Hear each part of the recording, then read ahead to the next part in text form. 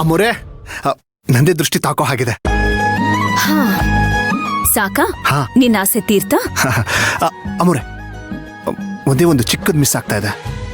ಹೇಳ, ನಿಮ್ ತಲೆ ಮೇಲೆ ಕಿರೀಟ ಏನಾದ್ರೂ ಇಟ್ಬಿಟ್ಟಿದ್ರೆ ತೇಟ್ ಮಹಾರಾಣಿ ತರನೇ ಕಾಣ್ತಾ ಇದ್ರಿ.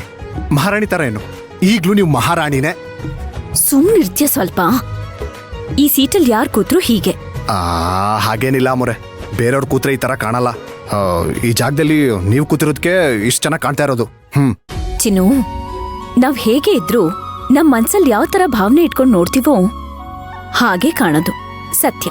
ನೋಡಿ ಅಮ್ಮೋರೆ, ನೀವೇನಾದ್ರೂ ಅಂದ್ಕೊಳ್ಳಿ, ನಮ್ಮ ಯಜಮಾನ್ರಿಗೆ, ಸುಮತಿ ಅಮ್ಮವ್ರಿಗೆ ಮತ್ತೆ ನನಗ್ ಮಾತ್ರ ನೀವು ಮಹಾರಾಣಿನೇ ಅಷ್ಟೇ. ನಾವ್ ಆ ಥರ ತಿಳ್ಕೊಳ್ಳೋದ್ರಲ್ಲಿ ತಪ್ಪೇನಿಲ್ಲಪ್ಪ. ಸರಿ ಬಿಡು, ಅದೇ ವಿಷಯನ ಹೇಳಿಬೇಡ.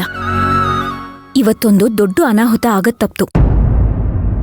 ಅದೇ ನಮ್ಮ ಮೊದಲನೇ ಗೆಲುವು. ರಮೇಶ ಸೇಫ್ ಆಗಿ ನಿನ್ ಕಂಟ್ರೋಲಲ್ಲೇ ಇದ್ದಂತಾನೆ.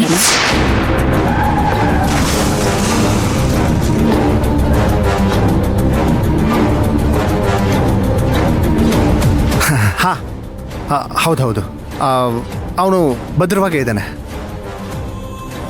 ನಾನು ಅವನ ಹತ್ರ ಒಂದ್ಸಲ ಮಾತಾಡಿದ್ರೆ ಯಾಕೆ ಹೀಗೆಲ್ಲ ಮಾಡ್ದ ಅನ್ನೋದು ಗೊತ್ತಾಗತ್ತೆ ಶಂಕರು.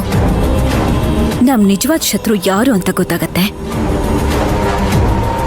ಸರಿ, ಅವನ್ನ ಯಾವಾಗ ಮೀಟ್ ಮಾಡೋಣ ಹೇಳು? ಅಮ್ಮೋರೆ, ನೀವ್ ಯಾವಾಗ ಹೇಳ್ತಿರೋ ಅವಾಗ ಹೋಗೋಣ. ಹಾಗಾದ್ರೆ ಇವತ್ ಮಧ್ಯಾಹ್ನ ಊಟ ಅರೇಂಜ್ ಮಾಡಿದ್ದೀನಿ. ಅದನ್ನ ಮುಗಿಸ್ಕೊಂಡು ಅವನ್ನ ಹೋಗಿ ಮೀಟ್ ಮಾಡ್ಕೊಂಡು ಬರೋಣವಾ? ಓಕೆ?